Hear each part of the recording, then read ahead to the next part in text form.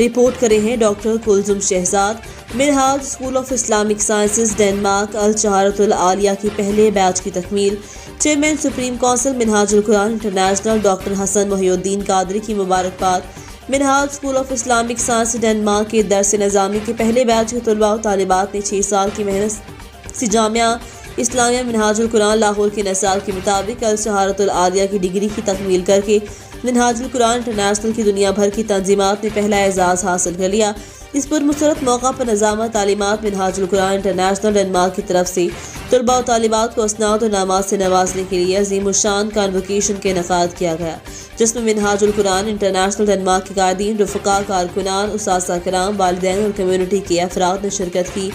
اس موقع پر منہاج education board Denmark کے زیر اہتمام اس وقت 7 شعبہ جات کام کر رہے ہیں، جن میں شعبہ درس نظامی، شعبہ حفظ القرآن، شعبہ ناظرہ تعلیم القرآن، شعبہ اسلامک ایجوکیشن، شعبہ اردو زبان، شعبہ شارٹ کورسز، ڈپلومہ ایجوکیشن شامل ہیں۔ اس موقع پر جبکہ شعبہ درس نظامی کی دوسری کلاس کے 12 طلباء و طالبات نے اپنے تعلیمی سفر کے 3 سال مکمل کرتے ہوئے الشہارۃ الثانویہ مکمل کر لیا ہے۔ چیئرمین سپریم کونسل صاحبزادہ ڈاکٹر حسن محی الدین قادری نے اس عظیم کامیابی کے حاصل کرنے پر تمام طلباء طالبات، ان کے والدین و اساتذہ کرام کو خصوصی مبارکباد دی۔ درس نظامی کے اساتذہ میں سید محمد نعیم شاہ، علامہ عبدالستار سراج، مفتی ارشاد حسین سعیدی، ڈاکٹر حافظ محمد ادریس الزہری، علامہ محمد اشتیاق الزہری، علامہ عتیق احمد ہزاروی، علامہ قاری ظہیر احمد قادری، ڈاکٹر محمد ندیم عاصم، علامہ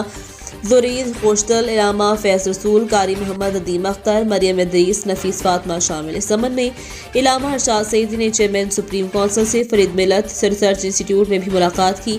اور الشہارۃ العالیہ کی تکمیل پر پہلے بیچ کے بارے میں تفصیلات سے آگاہ کیا، جس پر چیئرمین سپریم کونسل نے انتہائی اطمینان کا اظہار کیا اور بار بار مبارکباد دی۔